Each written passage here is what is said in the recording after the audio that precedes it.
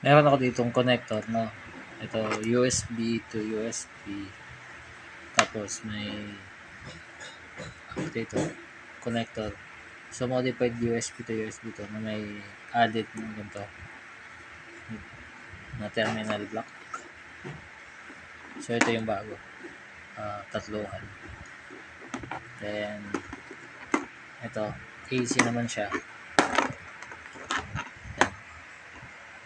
AC to terminal block, no? Tapos, tinan nyo yung plug ko ng limit capacity resistor. Tapos, yung probe. So, ginagawa ko to, guys, para lang, in preparation lang dun sa mga tinetest ko. Tapos, kumaga, gagawa ka ng circuit, tapos gusto mo i-test, hindi pa naman talaga fully pang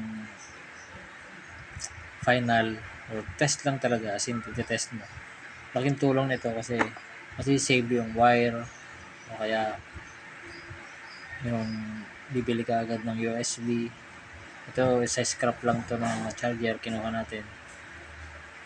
Then, minodify natin. So, need mo ng 5 volts, kabit mo lang dito.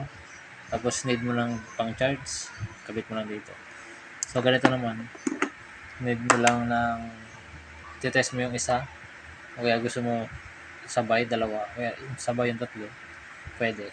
So, magandang modification ng ganito mga connector na sa 5 volts. Ganon din sa AC. So, iti-test mo muna siya AC. Hindi mo pa naman siya ipipix talaga totally or talagang final product mo na. Test mo muna. Kaya nito guys. Tatlong AC yan. AC para dun sa backlight. Dito sa 12 volts na ano natin. Tapos, yung transformer, pang ano na rin dun sa unregulated na 24 volts. Tsaka dito sa regulated na kita. Ayan o. 12, 15, 9, tsaka itong sa gilid 5 volts yan. So, regulator. Then, isang capacitor tester. Yan, spark test.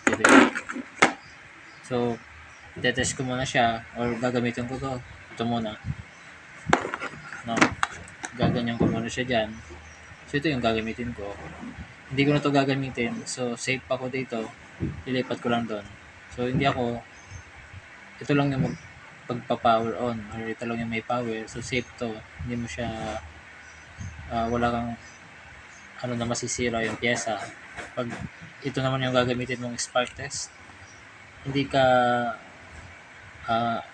ano sa backlight tester tsaka sa ano, ito lang. So, ito yung dalawa safe na kung masisira man. So, ito lang talaga. So, laking tulong itong mga connector. Ito, terminal block.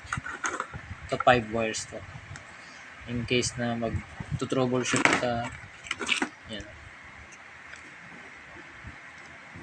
Troubleshoot mo yung power supply, i-jumper mo lang yung mga wires niya dito dun sa board. So, ito yung laking tulong ng ganitong mga connectors.